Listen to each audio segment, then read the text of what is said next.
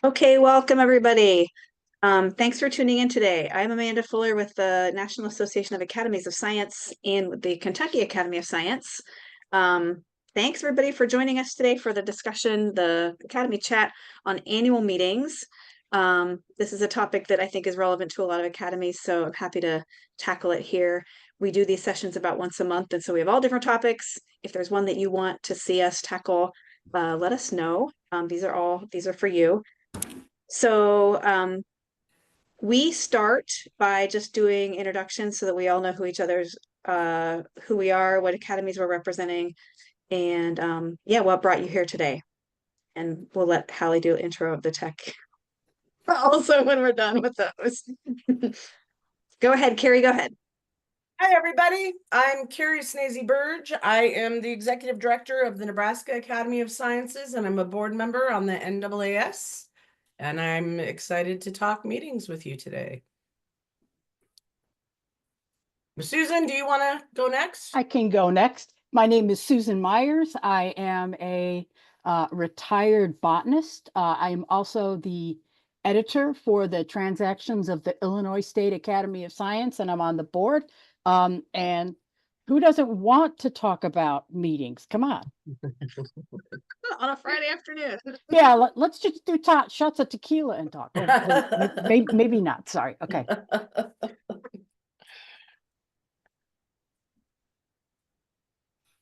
Hello, my name is Philip Winchell.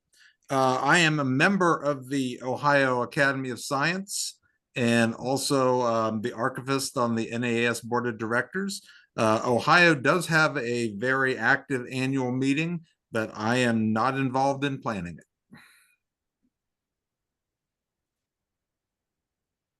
I'm Marilyn Akins. I'm on the Kentucky board, and I figured Amanda could tell me everything, but I might pick up something that she missed, and she's going to make me start being more involved. So I just thought I'd pick brains, and it's a nice break from grading finals.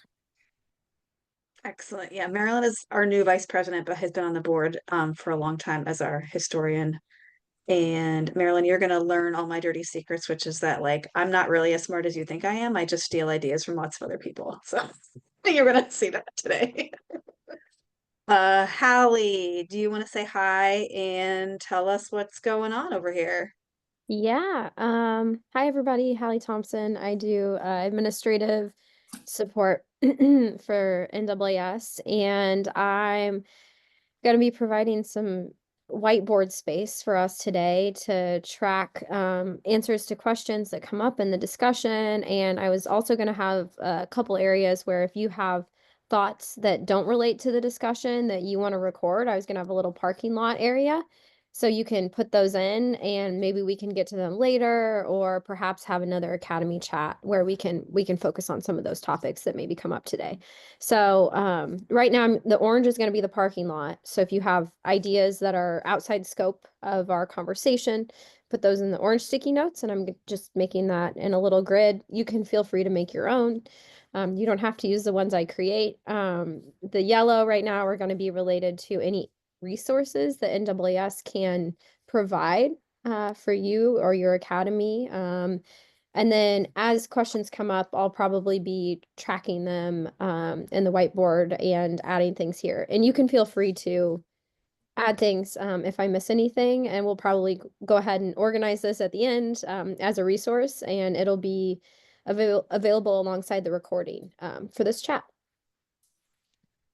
Yay, thank you. So if we have questions that we want to throw out to the group, we could put those on the orange. Would that be a place to put those? Absolutely, yeah. And then if we don't get to them, we can be a future chat, or we can get to them at the end. Yep, that's great. Awesome. Great. Okay. Or if you just need a doodle, you can also do that. Totally. Be Philip there. So yeah, I should say too, we're facilitating this hour and a half in a slightly different format than we've done most of our Academy chats in the past. Usually we have a couple presenters and then it's some Q&A. And this time we're trying a slightly less structured format, partly because I think we all have things we'd like to share, like ideas and things that we do that I'd like to hear from everybody, some of those things, but I also think we all have questions. So we're going to try to facilitate this as a little more free-form discussion. And see how that goes. I think there's some topics that, just lend themselves to that. So, all right, Hallie, it's going to be hard to read that now. We made it a little bit small. And also welcome Michael Cohen. Nice to see you. Do you want to say hi and tell us where you're from? You're You are muted, muted. Michael.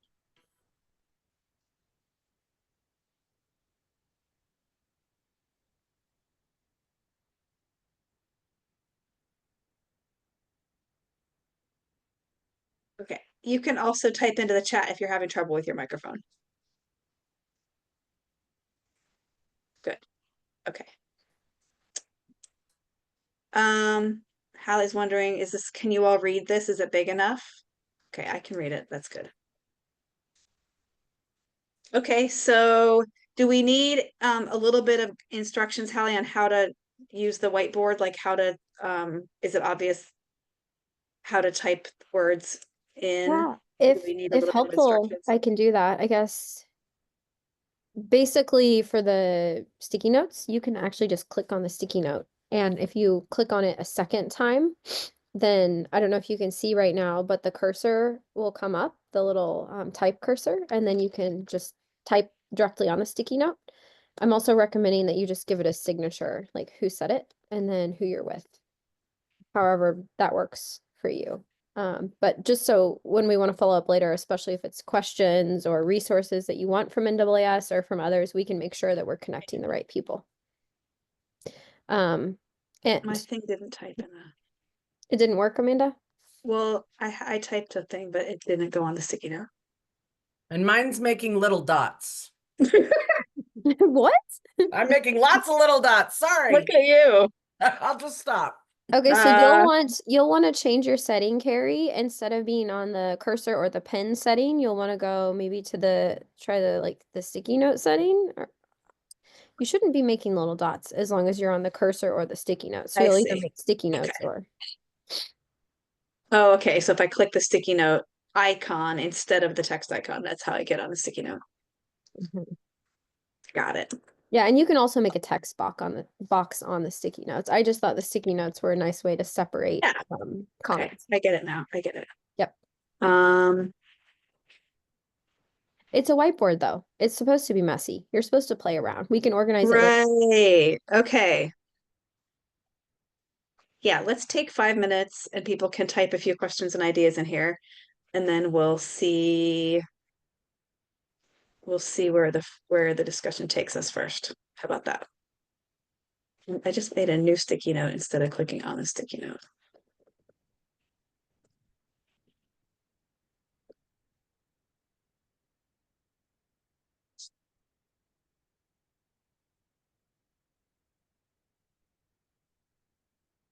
Hmm.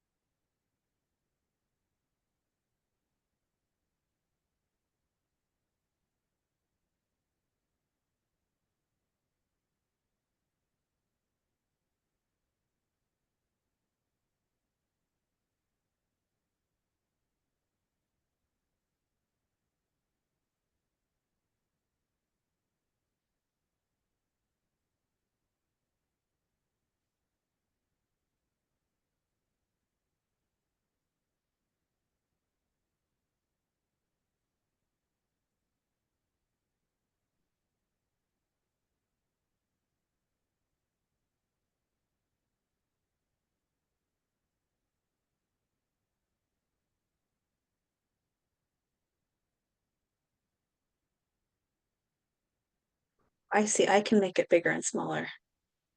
I get it.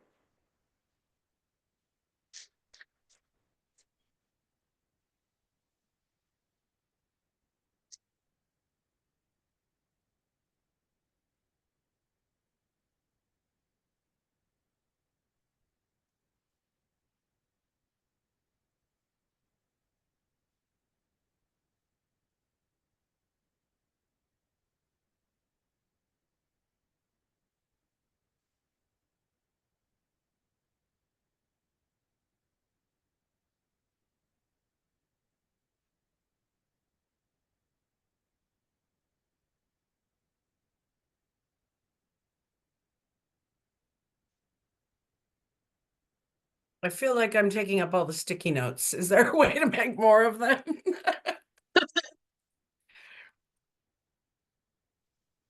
If you click on the left-hand side, Kerri, if you click on the sticky note icon on that menu bar, it makes a new one. Oh, okay.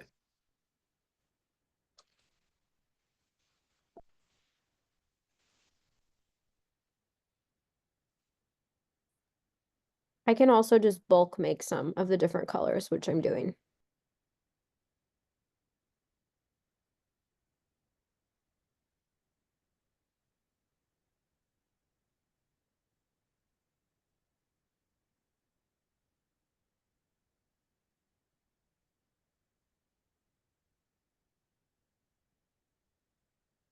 Okay, this is great. I love this.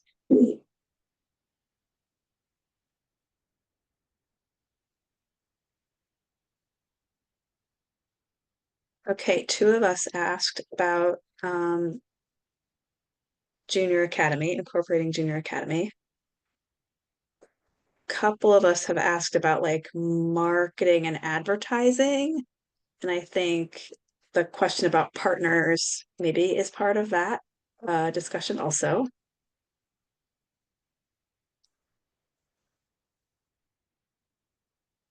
And then corporate sponsors and partners can also be like related.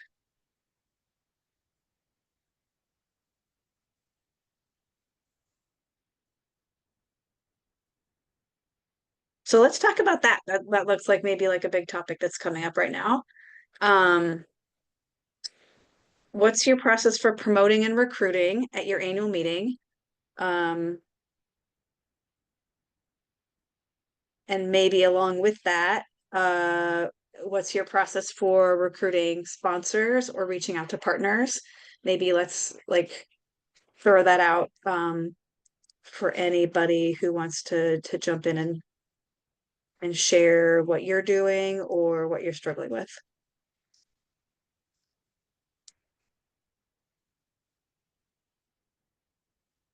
So in Nebraska, we put out our call for papers. Our meeting is April 25th of 2025, and so the call for papers has gone out about a month ago. And Wow. in terms of very early, but in terms of promotion, I spent my off time, which is the summer and fall, going around the state doing campus visits with our policy committee members. In Nebraska, we utilize a policy committee, which is a member of every institution in college, which is part of a group that helps advise the board on decision making. And so I've been going to campuses and meeting with those folks, sometimes meeting with department heads and deans, just trying to let people know that we're out there. There's a shocking number of people that don't know that we exist at all. And we've been around for 140 years, but so trying to promote both our annual meeting and our academy in general. I've been doing these campus visits. So that's one of the ways that we try to drum up business, if you will, for our annual meetings.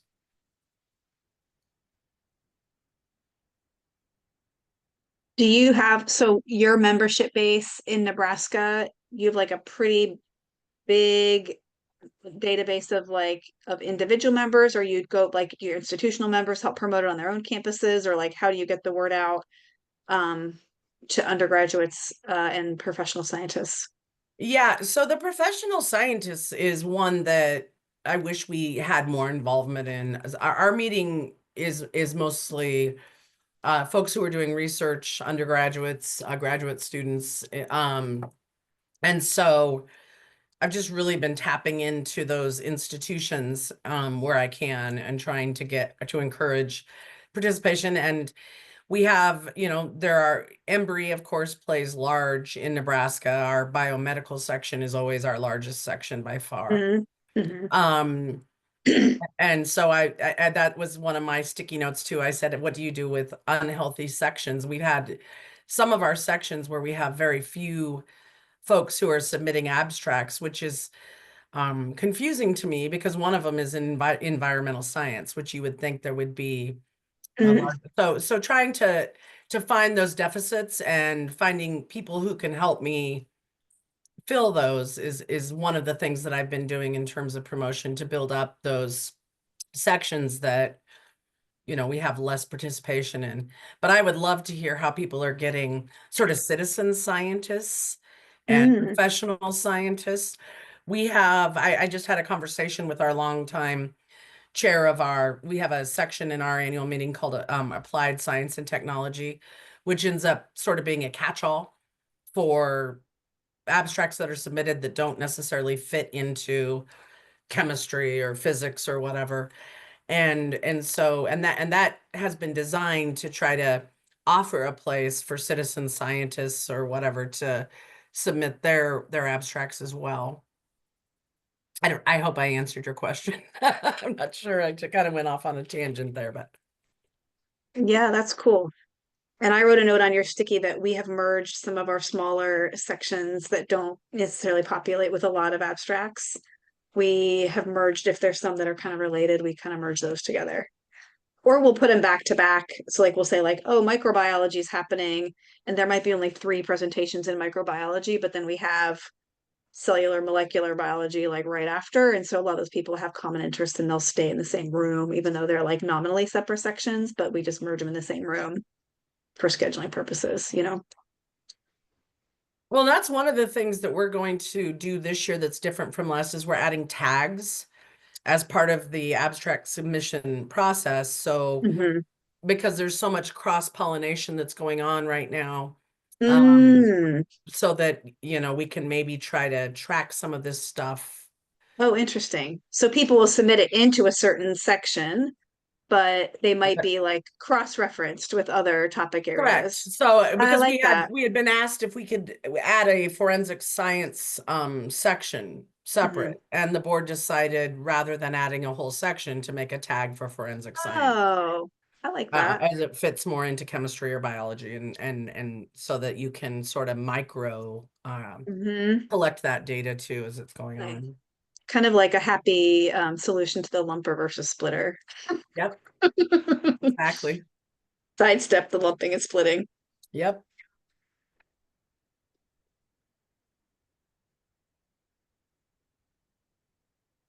Anybody else like Ohio or Illinois, and y'all want to talk about your promotion or partnerships? Here in Illinois, basically, we send out a mass email to as many schools and departments that we're familiar with, and include a flyer with information and the website and all that good stuff, and basically then just sit back and wait till 2 hours before everything's due and wait for the abstracts to roll in. But yeah, we've been looking at publicizing more, but we've got we're going to put the grad students in charge of TikTok and Facebook because apparently us older folks are just fumble fingers when it comes to that. So hopefully we can get a little more action that way. But even sometimes we just cold email people and we're like, hey, Mhm. we're going to have this meeting. We haven't Yeah. seen you at the meeting in 5 or 6 years. Yeah. What can we do to help get you to the meeting? Yeah, actually, we don't necessarily email like the people who came to the meeting last year. We don't use that list to promote the next year. we just use our membership list, but that's a good idea to maybe go back to the people who attended, because some of those people aren't members and they're not on our member roster. I don't know, they're at an institution that's a member presumably, but maybe we should go back to those folks too. Do you get suggestions about why they don't come, or, reasons why they don't come that you can do anything with? Most of the time it has to do with finances, Mhm. or, they're just so crazy busy that they're like, well, I don't have time, to work with students at this point, and, in where I am in my academic career. And it's like, well, oh, okay. So, One of the points that I've been making when people say stuff like that to me on my campus visits is our meetings in Nebraska are we make you join. That's how we get you. If you're going to present at our meeting, you have to be a member of NAAS. But we're a sort of a non-threatening, easy way for students to present. And then of course it's the connection point across the whole state of all the sciences. And so, but our meetings are not terribly expensive. And like I said, it's good experience for students to come and be able to present in a non-super threatening environment.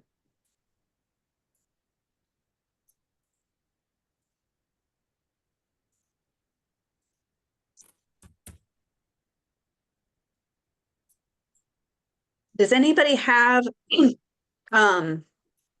any partnerships that you want to share about? Like, I had this thing stuck in my head from years ago when I learned that the New Mexico Academy does their annual meeting in partnership with their EPSCoR, their state EPSCoR office, and it's a joint meeting with New Mexico EPSCoR and the New Mexico Academy of Science. And so, since a lot of our states are EPSCoR states, I know that program is run really differently in different states, but I've been thinking about that for a long time because, EPSCoR has, pretty wide reach in some of the states where, that are EPSCoR states. And actually just talked to our EPSCoR chair the other day about, why don't we do that, or why could we ever do it? But I wonder if you all have other like statewide organizations or other scientific entities in your states that have been good partners. Like I wrote on here Sigma Xi or CUR, but are there other ones that you have found that you've worked with? And does that help you promote the meeting, to new audiences?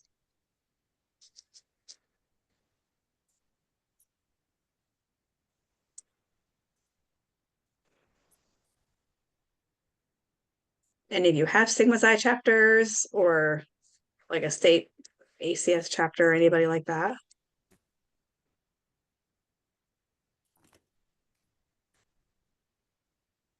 No. Kerri, is there a Nebraska, is there a statewide Nebraska EPSCoR meeting? Do they do their own meeting? I don't know if they have their own meeting or if they don't, but they require their students to present at our annual meeting. Okay, so they send them to yours. Yeah. So that's good. Yeah. It's a requirement for them Good. to attend, and then they do they pay for our banquet. Oh, that's great. EPSCoR pays for our banquet every year. Oh, wonderful. Oh, that's and great. that's why we have such a healthy biomedical section. I mean, we had almost 100 abstracts last year. So it's INBRE EPSCoR and not the NSF. Right. Okay. Sorry. Yep. That's good to know. Can I write that, or can you write that on an orange sticky? Because I want to save that. I can try. Our INBRE just started their own statewide meeting last year, and I was nervous about it a little bit because they were requiring their INBRE students to present at our meeting, and we would get a lot of those registrations. And then when they started their own meeting, I was like, oh no, they're gonna ban our meeting, but they didn't. So they still have their meetings in the spring semester, and ours is in the fall. So I guess, for them, they have enough students, and they have figured out that for some students it works to come to our meeting in the fall, but for the rest of them, they want another time a year. And so it actually doesn't work out so badly to have a couple different opportunities for them. Another partnership that we have in Nebraska is NASA Nebraska. NASA Nebraska is our aerospace section, and they also require their students to present there. So that's another section that we work very, very closely with, is NASA Nebraska. Yeah, nice. Yeah, we've worked with ours the last couple of years and they had their own session. It's not a section, like a membership section, but they had their special session on aerospace now 2 years in a row, and that was full. So yeah, the people who are doing research with their money came and presented. I think it worked. And then they paid, yeah, they gave us like an extra couple $1,000 too, which was nice. So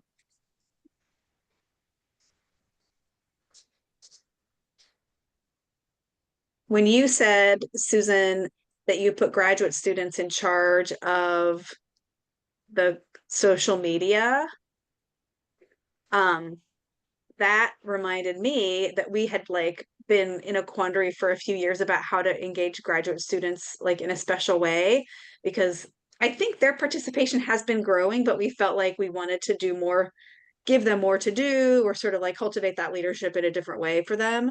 And so this year we tried a new thing, which was facilitating these little like casual chats after the talks, because we always run out of like Q&A time in the oral presentations.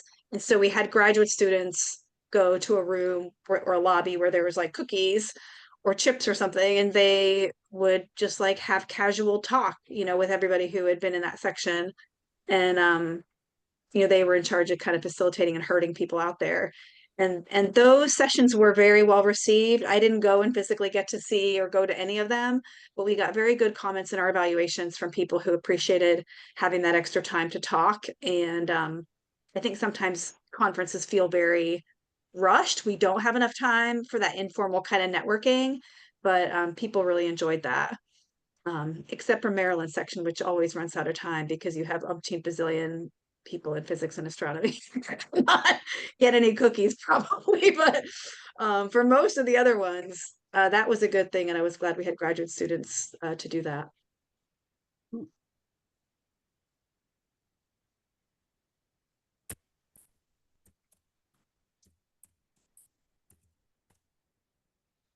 Amanda, to Yeah. guide discussion a little bit, Yes. we feel like we want to pivot to something that folks identified before the call.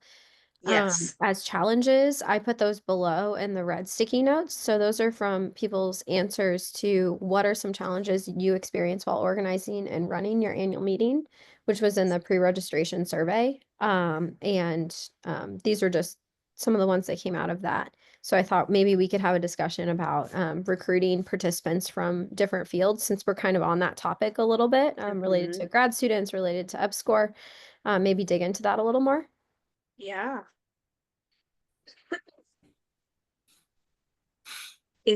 I wonder if this was about like just some fields being kind of underrepresented or like imbalanced participation.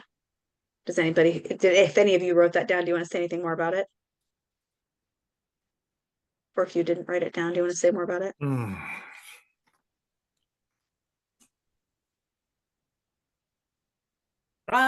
One of the things that we do in Nebraska that is newer is we have a Teachers of Science session in our annual meeting. So we've been working with NAAS, which is the Nebraska Association of Teachers of Science. And their president has been the chairperson of that section. And we've been trying to grow that and build that up. And then they're doing a higher ed strand at their annual meeting. So it's been sort of a crisscross there. Oh, I like that. So they don't have their own annual meeting standalone, the science teachers. They do. They do. Okay. At one point in time, the Nebraska Academy, NAAS, and NJAS were all under one house. But over the years, okay.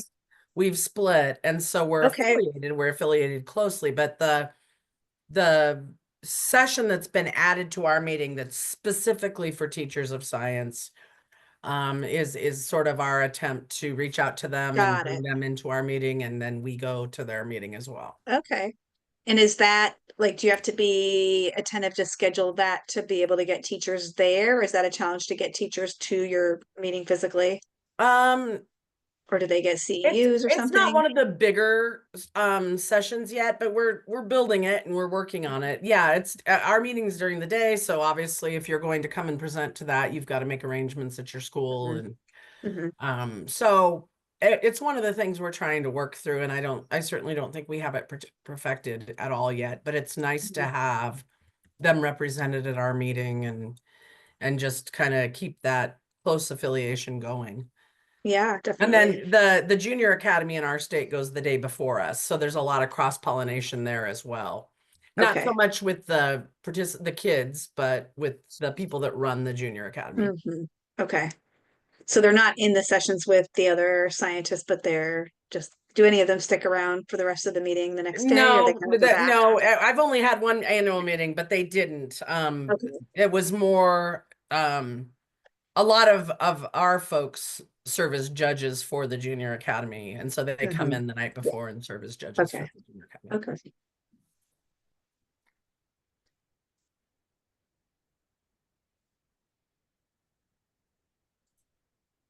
We definitely have had some trouble recruiting participants from some of our sections that just seem like perpetually small or challenging. And I think I'm not sure if I know totally why that is. It seems like there are some disciplines that have their own Kentucky association, like anthropology and sociology has their own like state association.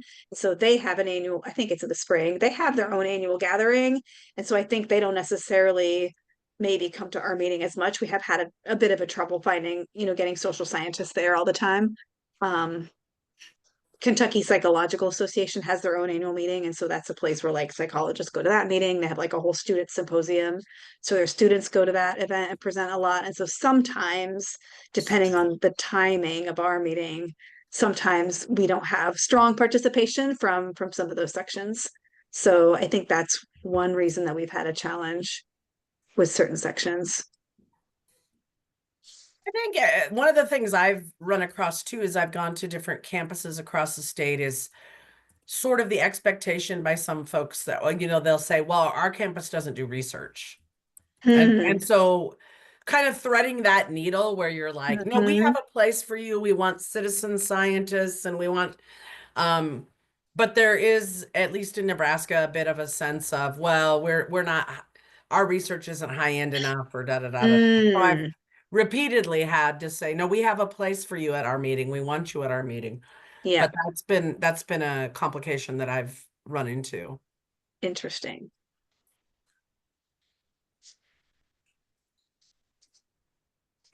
What do you think about that, Marilyn? I mean, you're at a school where it's mostly a teaching institution, and we have a whole bunch of our institutional members that are mostly teaching institutions. Um, how do you think about that, or how do you think about why people participate? Um, I work at a community college, so we are not research based, although we do have some, and we're getting pushed to apply for a lot more grants. Hmm. My biggest problem is I wish the science education section wasn't always with the physics and astronomy section opposite each other, so you could go both. We actually do have research on education, physics education specifically, that come to ours, or some astronomy. So we're kind of mixed, and we encourage the educational research to come to our section if it's based on the physics or the astronomy, as well as actual physics or astronomy research. So we get a bunch of both. We do have a Kentucky Association of Physics Teachers meeting, which we do in the spring, but we hold it in conjunction. So I think that helps too, because we're just saying, we're doing it with KAS. So people who would maybe not come to KAS, but do come to KAPT, we kind of drag them into the KAS meeting. But again, we emphasize that, if they're asking questions, we're interested in science research as well as, teaching research, not just pure science research. So I don't know if that helps or not, but we kind of do that.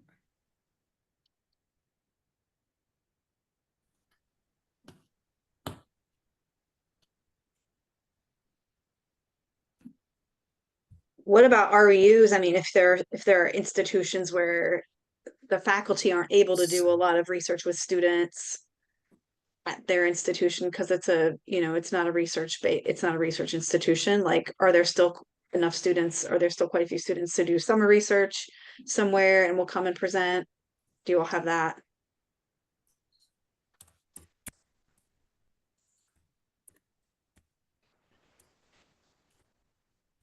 Or is that a way of looping in more, people from the non-research institution?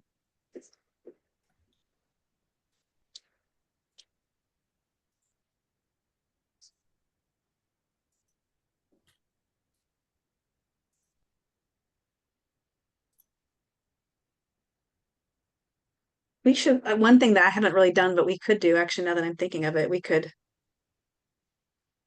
we have a list, like we're promoting a directory of all of the RU opportunities, at least in Kentucky. Like, we know where those are that happen in Kentucky. And I know some of them might be coming in from out of state to do those projects, but it would be probably a good idea for us to go to those host sites where we know that they are hosting students doing research over the summer and get the bug in their ear to say, once your students are done with their summer project, please let them know, like, welcome them, that they should be submitting their abstract and then present the research in November. We don't usually do that, but that would be probably a way of picking up a few more presentations if we were to reach out to them. Some of them, I'm sure, make their way there, anyway, but if they're not, it would be a really good venue for them.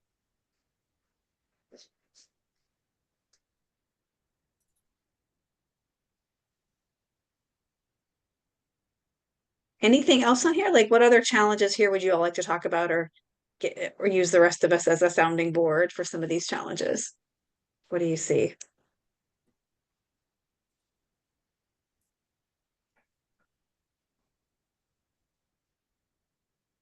Anybody want to talk about, like, logistics, locations, Yeah, venues? I want to talk about that as it pertains to one of the challenges was cost attendance of faraway schools. In Nebraska, the way we are geographically set up, Lincoln and Omaha are one end of the state and the rest of Nebraska is rural.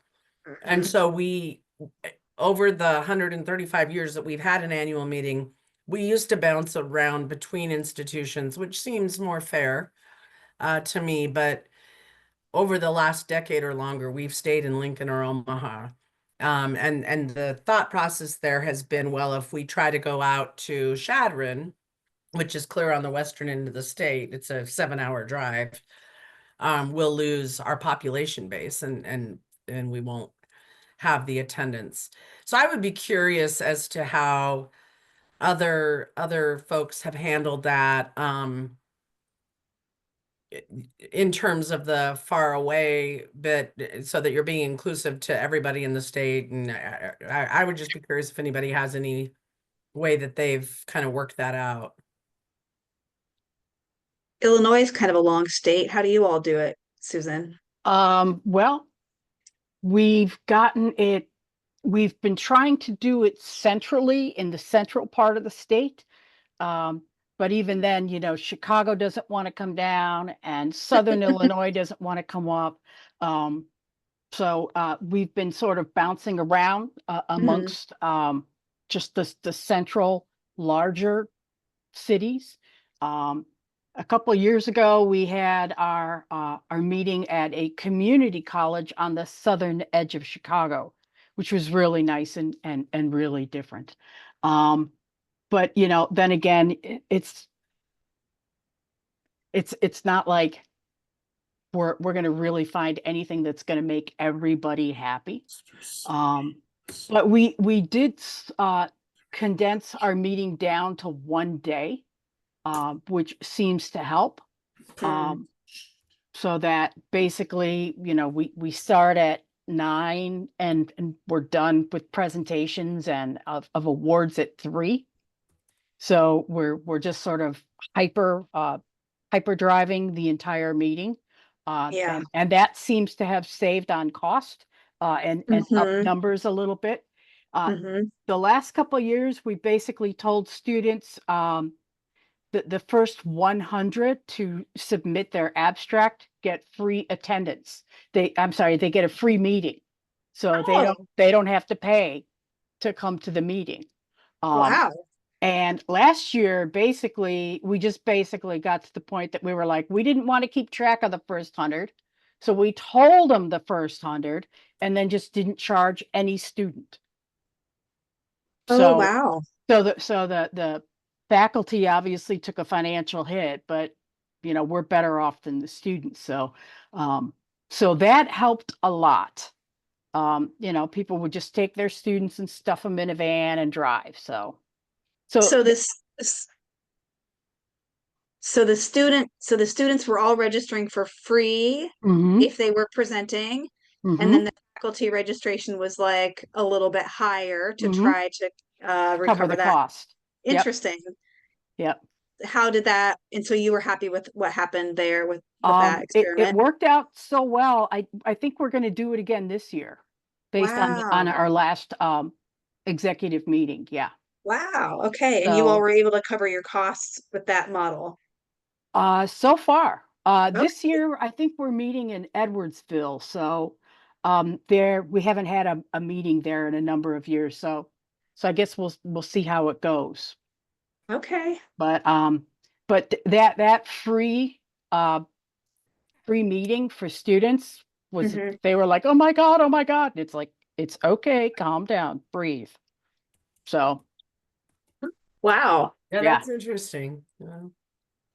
And so do you feel like it discouraged faculty from coming? Because sometimes we have a little bit of we have a different registration price for faculty and students. And so Right. We we do already too, feel like but some faculty are sending their students and they're not coming. They're like, oh, register for this thing, go and have fun, roll up your poster and take it and go home. And the right, students, I think, don't get as much out of it if they don't have a faculty there at their shoulder, kind of helping them find their way around. Like they just go and they present and they're freaked out and they go home again. They don't stay. right. So Um, I don't know if you've discovered that sometimes. I don't think we saw that much, because most faculty came with their students, Okay. or were sort of adopted by someone else from their department. So Yeah. Okay. Well, that's good. mhm. Susan, is your annual meeting kind of your main fundraiser, or do you have other avenues that you guys go into? I like your idea about letting the students come for free. I know that my board would push back on that because Mhm. that is our main fundraiser, but it's interesting to hear that you don't feel that you've taken a financial hit in that process. Yeah. Well, fortunately, we did okay financially during COVID. We had virtual meetings, and enough people still signed up to attend.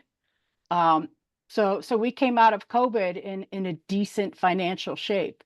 Um, and several people on the board were like, I'm not so sure about letting students be free. And I was like, but they're students, and not everybody has a grant to pay for their students. Correct. Yep. Right. So Right. we hit up some local, we do most of our, and we do a big end of the year fundraiser where there's, the begging bowl comes out and we bang it, and hopefully people will throw money in it. Okay. But our main meeting and sort of public thing is our meeting, which is in the spring. So that way people have a chance to maybe get some research money in the fall and get some preliminary data so students can present it in the spring. Is that why you're in the spring? Mhm. Yeah, that- we've tried to move it and everybody's like, well, no, because hopefully they'll have data. Right. So, the spring makes sense. Yeah. So, I see. Yeah, that's important to me, what you just said. Thanks. so. Can you say more about the begging bowl and the fundraising, and can you give us any like real numbers of like, do you actually make money on your meeting? What are the actual like We costs? usually do not make money on the meeting. Okay. So you're breaking Sometimes, even. Yeah. yeah, we're happy to break even. Yeah. Good. Some one or two universities have actually not charged us for rooms. which was really nice. But then again, they're like, well, if you're going to come to our place, you have to use our catering. Yeah. So it's like, oh, Yeah. oh, okay. So there you Yeah. go. But you know, that works too. And one year we got in trouble for bringing some of our own donuts in somewhere. Oh, I don't dear. know what that was about, but it was Oh, like, dear. really? You're okay, donuts. All right. So Yeah, keep it under wraps, the but donuts. yeah, at the end of the year, we get Yeah. a letter sent out from our president saying, you know, these are the things we've accomplished. You know, financially, we're okay, but if you could donate some extra money, you know, that would allow us to do even more. Okay. And you know, we've got Caterpillar, we've got several different seed companies in the state, and medical schools, and occasionally, you know, they throw us some money. Okay. We're moving in the direction of trying to help our junior academy out a little more, Mhm. and sort of take some of the money that we get and shoving it their way, just Mhm. because. And we have a subcommittee working on this. Some of our rural schools are really, really underfunded. Mhm. And we actually had one teacher, we sent out an online interview thing. And one teacher was like, I cannot fill this out because I don't know if I'm being monitored and if I'll lose my job. And I was just like, okay, oh, okay, that's not good, but oh well. So Wow. we're trying to shove a little more money their way for buying equipment, and supplies, and allow them to maybe do some in-class open question projects. So Yes, we are also kind of trying to move in that direction as well. That's exciting. We so should stay in touch about that. so that's what we're working on. So I'm going to be hopefully this next week before Christmas writing up sort of the summary of what we found in our survey. And the So survey was to your affiliated to institutional members? local rural K through 12 education places. So K-12 schools. yeah, Okay. Okay. primary schools, secondary schools, that kind of thing. Okay. So Wow. I would love to stay in touch with you about that. Like that, please I know that's do. not on the topic of annual meetings, but That's okay. That's also something that we need to think about. So yeah, but K-12 is part of our strategic plan, and Marilyn and I just mhm. looked at all of this the other day, and it has been not, it's been a little rough for us trying to figure out, what that runway is. So Yeah. I'd love to stay in touch. Yeah, what you said about the finances is also very interesting to me. We also basically break even on some years we make some money on the meeting, but I'm sorry that you pay for venues because we never pay for our venues. All the Well, it's institutions offer us their space for free, which is super some of important. them try to give us, you know, like, okay, all right, we'll give you the room for like $10. Oh, okay. You know, and other places are like, oh no, the room rental for all day is $700. And it's like, Yeah. oh, okay. Yeah, that's hard. So Do yeah. you, so one of the things I think that has enabled us to go to those institutions and get that space for free is that we have official affiliate institutions that they pay dues every year, and then their faculty, staff, and students all join up as individual members for free. So our membership model is such that the institutions are the actual members, and then Okay. the individuals benefit from that. So that membership model has been transformative for us. We doubled our membership within several years Wow. after we adopted that and really started pushing it, marketing it. But because of that, I think it also means that our institutions are more invested in the organization. And then the ones who are big enough to host it have been hosting it in a rotation. And so they just know now that it's our turn every 7, 8, 9 years or whatever. We've rolled a couple new ones into the rotation because they approached us and said, hey, we'd like to host it. Can we host it? Okay. So it's a great opportunity for them to show off their facilities, their research programs, if they have a new building that they just got built. You know, we try to do that for their host institution, and I'm more than happy to use their campus catering. So, yeah, Okay. we don't pay for the space, and that's been, yeah, that's how we keep our student registration is $50. So for 2 days, it's a really good deal. Our meeting is one day, and we do make money off of it. Last year, I think we made around $20,000. Wow, Yeah, that's so a chunk of change. well, like you, we don't pay for the facility. The University of Nebraska gives us the facility, and Embry pays for our banquet, so we don't have to That's pay for nice. that. So Yeah, that's big. everything that we make is in the registrations. Mhm. Um, Well, and and then last the year, banquet could be more than $10,000 for you, yes, right? yeah, no, So it's that's a big, huge that it's huge yeah, that Embry yeah, picks that up. it's a Huge. lot. But we did offer schools the opportunity to have uh booths for $200 a piece to promote Hmm. their graduate programs, and I think we had 10 or so that came Yep, last year. good. And then in terms of trying to make sure that the conference expense is worth it for the participants, this year we're going to be adding sort of a graduate preparedness panel Love that's that. free and sort of an aside that goes on at the time of the meeting, so that, and of course I have faculty from, you know, all of as many different institutions that want to participate in that. You always got to avoid the political sort of nature of that, but Mm, the idea there is just to help students who are interested in grad school, a free kind of tutoring and mentoring situation there. We have an annual Mabin lecture where we bring in you know, a speaker to speak on a scientific topic. Last year we had a cinematographer who is doing research along the North Platte River. cool. And that's generally open to the public. But I would be curious, yeah, about how you kind of the bells and whistles that you might add to your annual meeting to not only make it the biggest impact that it can have with folks, but also to draw in other folks. Hmm. Yeah, I love that idea about the graduate preparedness.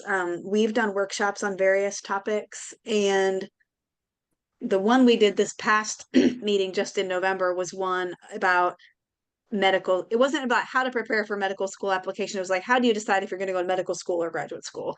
So it was aimed at those students in undergraduates in the biomedical, you know, who were in that discernment process, who maybe didn't ever think about graduate school as a group instead of medical school. But I think that was added a lot of value to our meeting, and we've had some other really great workshops.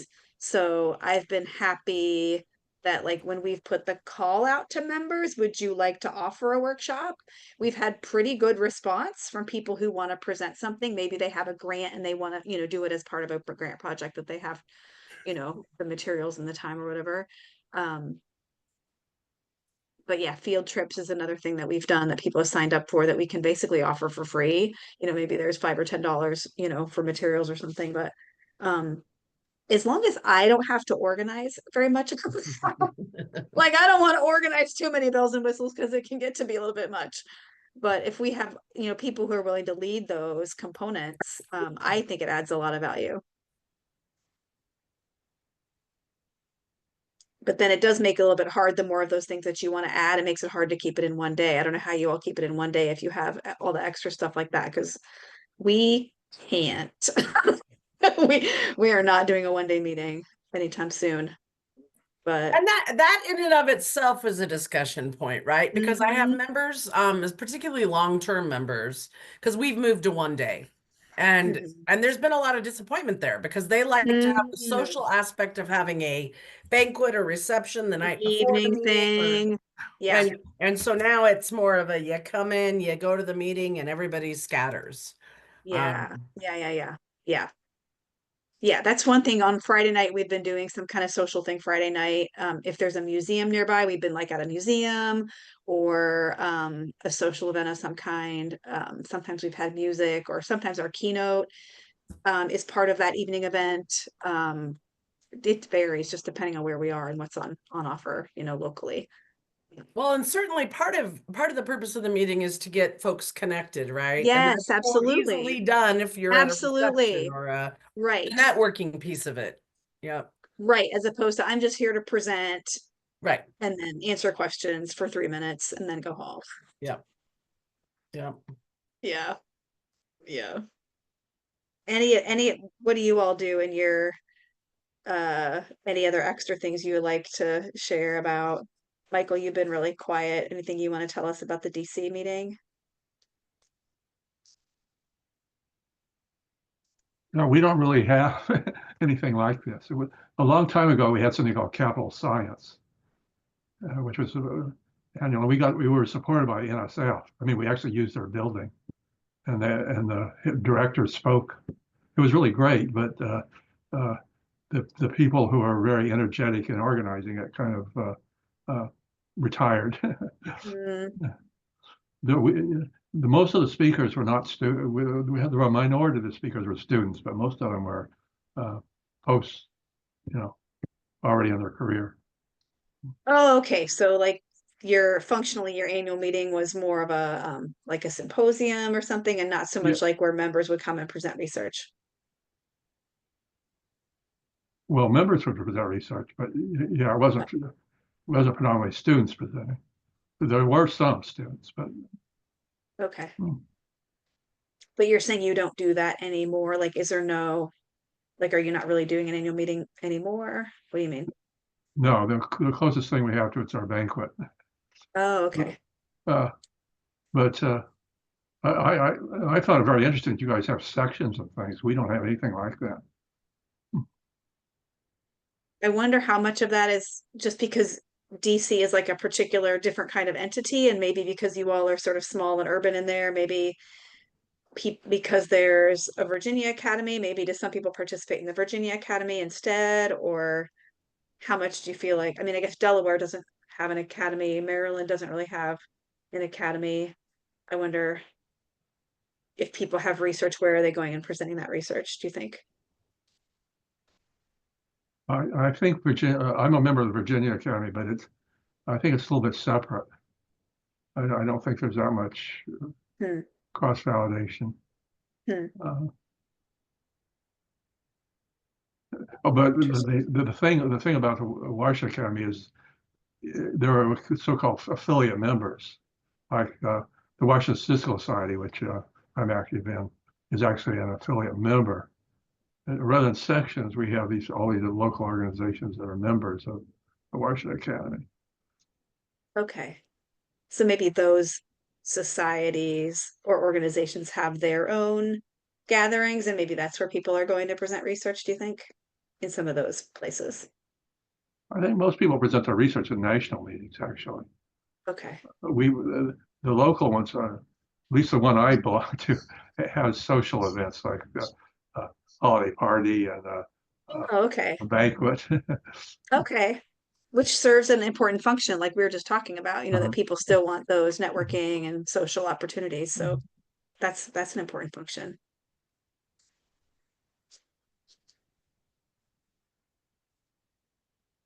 Do you have anything, Susan, in Illinois? What do you do for social and networking things? Did we lose Susan? There she Sorry is. about that. The boy cats decided to pull the plug out of the wall. Gotta love cats. For socializing, basically at the meeting, is pretty much where we do a lot of our socializing. Otherwise, if people want to get together independently, that's fine too. So like plan little groups, like group gatherings, like within your annual meeting, like as a little interest group or something set on their own. Yes. Yes. Yeah, I like that. We've done a little bit of that when people have come, yeah, wanting, like Maryland, the KCTCS group is one of those, like the community college faculty had like a breakfast this year that was, they often have been doing a breakfast or a lunch, maybe, I forget some years. And so it's a chance for that interest group to sort of like, talk amongst themselves. We've had other groups like that come and want to organize something. I wondered about, like, does it make sense to have a block of time, with tables set up with like little signs on the tables, like go to this table if you want to talk with these people about this thing, for networking. Like I've seen that at some conferences, um, to facilitate more of those connections. You guys, anybody do anything like that? Like a catch-all networking session?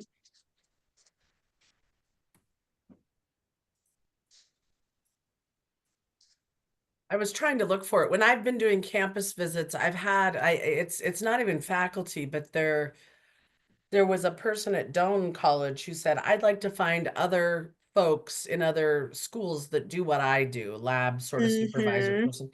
And so I've been trying to figure out how to put those people together. And so that's interesting what Susan said, if you had this sort of, because we do have sub meetings that happen, like Embry has a big meeting that happens during our meeting, Yeah. but is independent of us or whatever. But it would be Yeah. good to have those little connection points for folks. Yeah. And some of that can happen outside the annual meeting too. I mean, what you're describing is an important function of the Academy of Science, right? Like you're a statewide multidisciplinary organization, like you have so much potential to be connecting people to each other. And if that might happen at the annual meeting, but it can also happen in other ways. Mhm. Like the annual meeting is just the place where people come, physically together and see each other, meet each other. But um one thing we were talking about, Hallie and I were talking about, and you too, I think Kerri won that conversation, like how does the annual meeting like help meet other goals of the academy, right? Like, you have a mission to do this broader, connections between people, promoting science around the state. How does the annual meeting sort of like feed that mission? Yep. Related to that, Amanda, I added some new sticky notes. There's Yes, I was bottom going to right, ask you what there's else is coming in blue here. sticky notes, and the question is exactly what you just said. What's the purpose of your annual meeting? And I think that can be, to gain ideas for future programming, to bring scientists together. I know Kerri already filled one out, and I filled one out as Michael Cohen was talking about DC, because that was pretty on topic, but I was wondering if others could fill out for their academies, so we can understand a little bit more about why we have these. I It's love in it. the same vein, but I would be curious, and I've only been in my job for a year, so I know there's some legal things.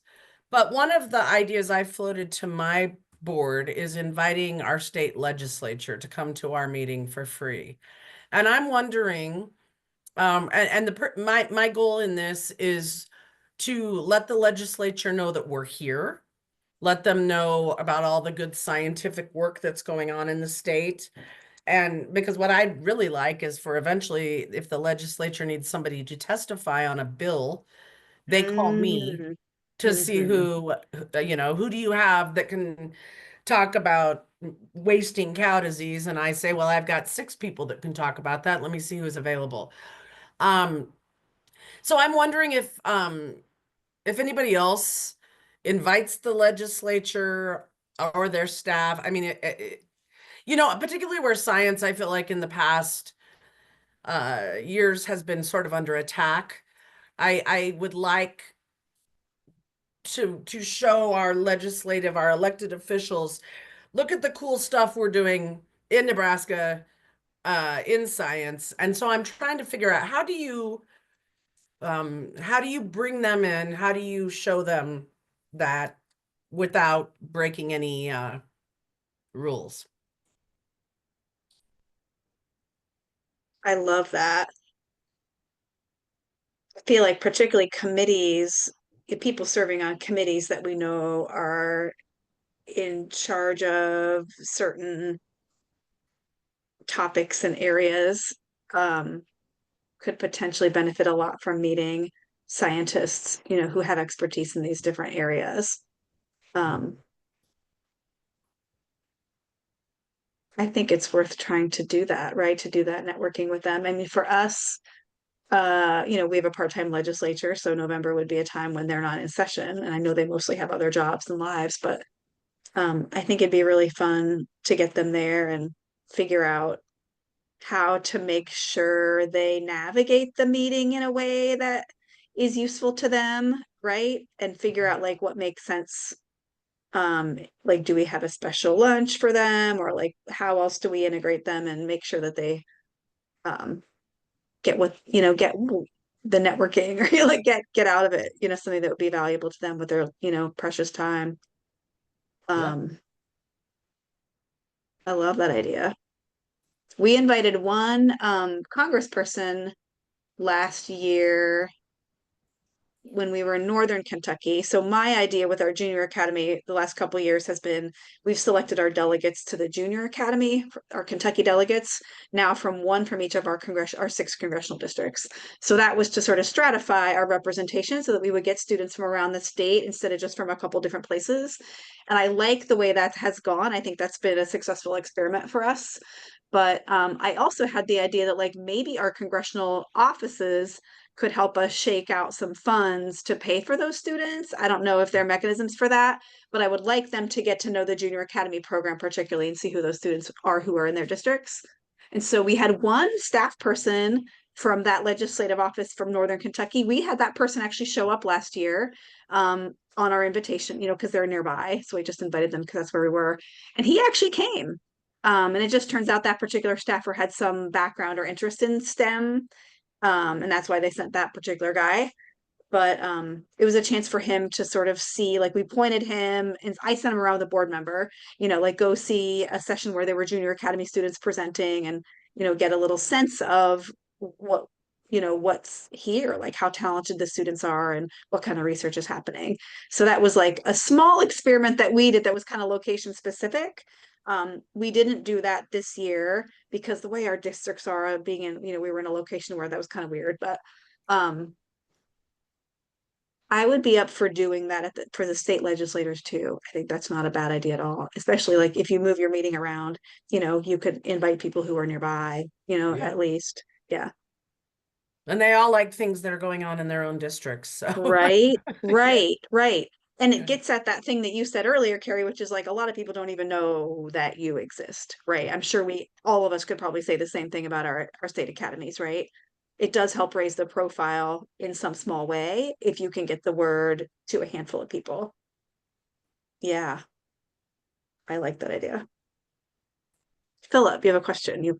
Well, not so much of a question since I've been so quiet here, but I've been continuously taking notes and writing about the Ohio Academy of Science. So I'll kind of take all my little times and put them all together right now with just kind of a statement here. The Ohio Academy of Science has been having these successful, impactful, well-attended, multidisciplinary annual meetings for over 130 years. These meetings are planned by the professional staff at the Ohio Academy, but are carried out with just enormous assistance from many volunteers around the state. There are also a number of corporate sponsors that will support both the Ohio Academy of Science and the annual meeting. Ohio's annual meeting is a full-day event that's held at a different Ohio college or university each spring. The promotion or call for papers generally begins the previous fall. And the Ohio Academy of Science meeting is geared for college and university students and their faculty, plus industry and government STEM professionals. All the meetings in recent times have had an opening address, a large poster session, a series of consecutive podium sessions, an all Academy lunch, and a prestigious keynote speaker.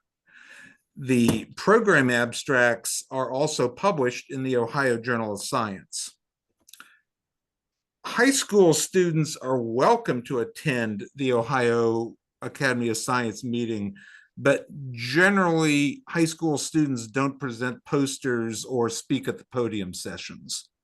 The Ohio Academy has several other major and very well-established programs that directly support literally thousands of K-12 students. But these are under the separate direction of the Junior Academy Council of the Ohio Academy of Science. And I should notice Note that in 2025, the Ohio Academy of Science and the Ohio Project Kaleidoscope will hold a joint meeting at Miami University, the Oxford campus, on April 12th, 2025.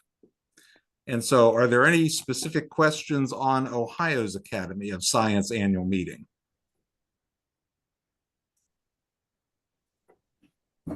Well, I'm going to jump off of something that you said, Philip, which also has come up on the board already, which is incorporating Junior Academy into the annual meeting. You said that a few high school students once in a while will present at your meeting, but I wonder for the rest of us, is your Junior Academy incorporated into your annual meeting? How have you incorporated them, or like why or why not? One of the things that we've tried to do, and like I said, I've only been here a year, and so it was not successful last year, but the Junior Academy, which goes off the day before ours, we the NAAS, the Nebraska Academy, the Professional Academy, offers 5 scholarships to high school students. And so the Junior Academy president wanted us to present those checks to those students during their event and hopefully get those students there. They didn't come. So it Okay. wasn't successful. But yeah, so that's something we tried to do that did not work. So Okay. That's an interesting element, though. I mean, I know a lot of academies do offer scholarships. It's something, one of the programs that they have. So, yeah, definitely a good related question. and the scholarships aren't tied necessarily to the students that are actually at the Junior Academy Science Right. Fair. So it's a disconnect Yeah. there. And so yeah, Okay. they didn't come to get their checks. Okay. So they weren't necessarily already like submitting an abstract and presenting. no, in fact, they weren't. So, okay. They were not connected in that way at all. So Okay. Well, there's an opportunity. There's an opportunity, right? You collected some data from that first year experiment. yep. Yeah, And that didn't work, everybody. Don't do that. Right. But it's an experiment is still successful if you can collect some data. Exactly. So I always take that approach. Susan, what about you? Our meeting is very similar to Philip's. And we've gone from the sort of 2 half-day format to the 1-day format. We started incorporating the Junior Academy of Sciences the last couple of years. They have their own poster session, Okay. which literally led to some crying. Oh. Because some of the kids have parents that printed out the poster on cloth and then just rolled it up and brought it. And some of the kids were still doing the trifold posters, and we weren't set up for trifold posters. So poor Jen, she was our president at the time, and she just got ripped by 1 or 2 parents. And it was like, it's okay. Your kid is here. They're going to present. They're going to get evaluated. It's fine. It's okay. Don't panic. Not yet. So, wow. But yeah, there were 1 or 2 crying students, and it was like we had to send the grad students to the bathroom to get some toilet paper because it was like, wow. Okay, I'm glad I'm not in 6th grade anymore. So okay. Wow. But it again, like you said, it was something we tried, and this year I'm not sure how we're going to handle the trifold. But again, I'm not in charge of that meeting, so I'm just gonna trust that that's one of the concerns that will be brought up, and we'll deal with it. Yeah. But yeah, so you didn't used to have them together. Can you say any more about how you decided to integrate the juniors into your meeting? We as the bigger academy sort of invited and said, if you have students who want to present a poster at our meeting, that is fine. Yeah. And they will compete for their own prizes. And here are the criteria. And no one thought to say anything about an official poster, Specifications. yeah, as opposed to a trifold. So Mm-hmm. I hope this year that we're a bit clearer on that. Mm-hmm. Do you think that then counts some students out? You know, I think it might. But then again, I haven't thought of it a lot because it's like, Mm-hmm. okay, It's I'm not. not in charge, so I'm just not going to worry about it. You know, they'll take care of it. So, but yes, Mm-hmm. I'm sure it would count some students out because, Mm-hmm. yeah, be just because of the sheer number of rural schools. Right, right. They're not in DuPage County, so they're not getting all the funding they should be getting. So, Right, right. We struggle with this a little bit philosophically just because we also have everybody has those disparities, right? One thing that we are thinking about and trying to do and struggling a little bit to do is to match up some of those students who want a mentor or who we can identify who might benefit from having a mentor. Like our biggest asset in our organization is humans, right? Like we have all sorts of people who would be happy to help a student in a rural area who needs some coaching. Whether it's a science fair project or however that research is being done, we are trying to crack that nut and address some of the things that just manifested in your poster session last year. How do right. we, like for those students who've never met a scientist or had a scientist in their life, how do we welcome them into a scientific community that could be very intimidating, right? Where they might not feel like they belong there because that one negative experience might turn somebody off that scientific pathway then for the rest of their lives. Right. So not as a critique of what you did in any way, but like, we have struggled with that and had, something that rhymes with that, kind of happens in our state too. But live and learn, hopefully. Live and learn. No, exactly. That's why we're here. Yeah. But did the juniors used to have a standalone separate event? And did I you know that? I believe they did. Okay. And several years ago, several people on the academy side said, "Hey, we should be a little more involved with them Okay. and Okay. and try to get some of their students, some of their better students, Hmm. let them compete with some of the undergrads if that's what they want to do." Yeah. Okay. So, And you have undergraduates also like have a competition for yes. undergraduates too. They're So judged and we, evaluated. we, Okay. we have judging for undergrads and separate judging for grad students. Okay.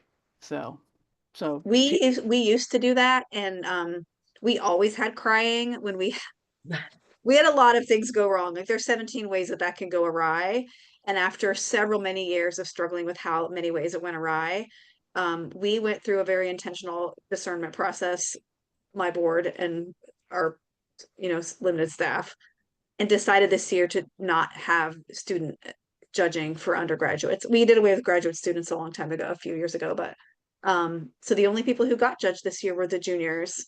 And I thought there was going to be, we were very, we tried to communicate about it, and I think we did it in a good way. I was expecting a lot of blowback about it this year, and we really didn't get it. There were a lot of people who were grateful not to have to do the judging.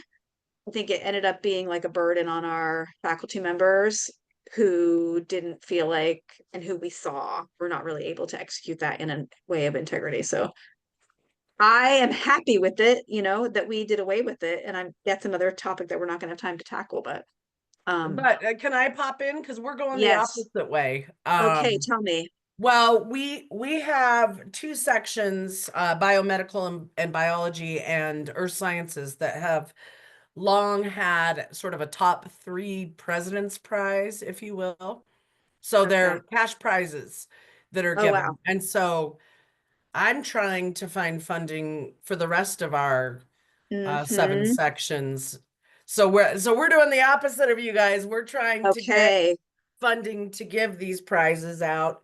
And we're using that incentive based, so hoping that we can get more abstracts or more participation. Yeah. Because there's a cash prize at the end. I don't know if it'll happen or not happen, but that's what we're doing. And I can see how it might feel very unfair to have it available for some sections and not for others. Correct, it is. And of course the money the money is sponsored, the Earth Sciences comes from the Nebraska Geological Society, and the University of Nebraska Medical Center does Okay. the other one. So Nice. Nice. they're not, they give me money and I write the checks, but I'm Yeah. not, yeah, it's not funded by NAAS. Yeah.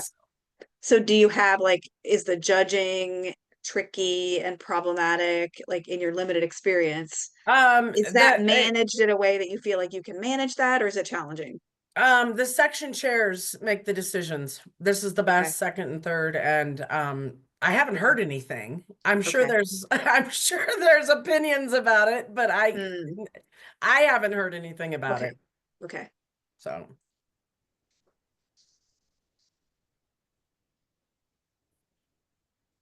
Interesting.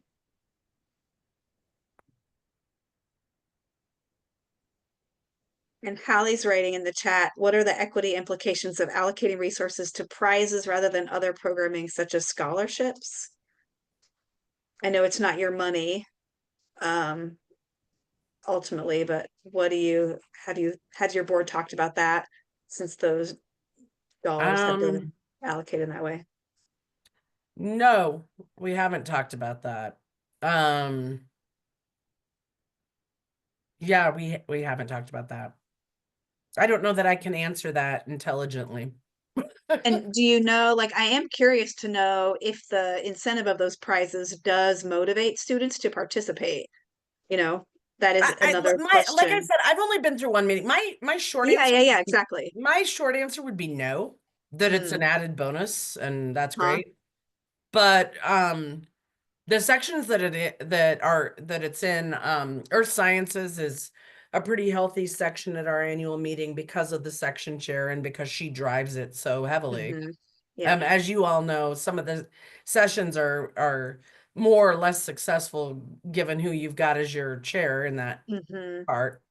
Yeah. But I don't think it's really driven anything. I think that because there are prize monies that exist in some of the sessions, we would like to make them balanced across all of them.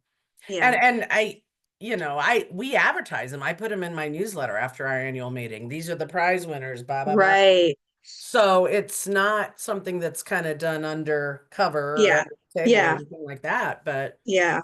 and I had no response from anybody about it last year. But I can see how it could, as you put that out there, become an issue. So it's good thanks for the heads up, I guess. We were wondering if we would see, I mean, some people who were like, who really wanted us to continue the judging and the prizes. Like there were those voices saying like, it's important for the students. They really want it on their resume, blah, blah, blah, blah. I think the faculty also want it on their resumes.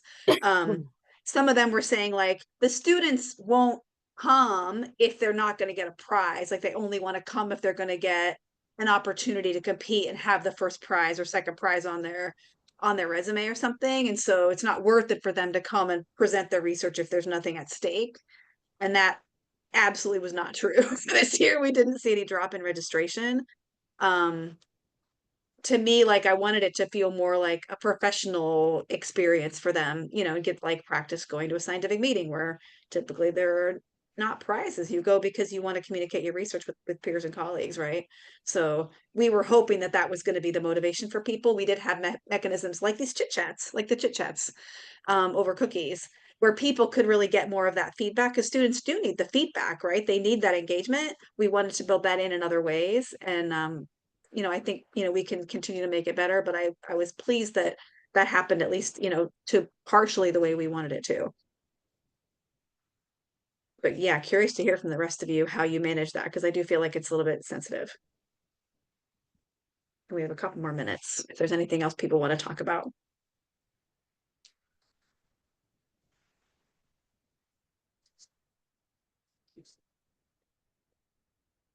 Susan, I think you're on. There you go. We have our division chairs for the editorship of the journal, sort of coordinate getting judges and things like that. But Last year, because our hyper organized president had a medical issue in his family, he wasn't able to remind division chairs of that, along with his usual email. So we sadly got to our meeting and found out that over half of the sections weren't being judged at all. Oh, So Yes, it this was is like, what happens to me. it was like, Yes, it was like, oops, oh well. yes. And So, so they yeah. just didn't, and then nothing exploded, and it was okay. There were a couple students who were a little upset, you know, Yeah. but it was like, well, you know, unless you've got a time machine, it's too late. So, Right. but Right. yeah, Yeah, we've had versions of that happen almost every year. Like some sections, they just literally nobody shows up. Like sometimes the chair does not show up to chair the session, let alone judging. And wow. so there's been like, yeah, versions of this every year, like in some sections. And so we just felt like that looks bad for us. You know, we want a process that has integrity, and it didn't seem fair for some sections to have prizes and recognitions and other sections not. And Right. that was a big consideration for us. So I feel your pain. It's so terrible. in terms of the section chairs, I'm actually right before this meeting, I was trying to put out a doodle poll to bring that group together to be like, hey, heads up, first meeting of the session chairs. Do you guys do that? I would fall apart if I went to my meeting and a session chair didn't show up. I wouldn't Yes. know what to Yes. do. It's ridiculous. You know, would it's give me a heart ridiculous. attack. Right.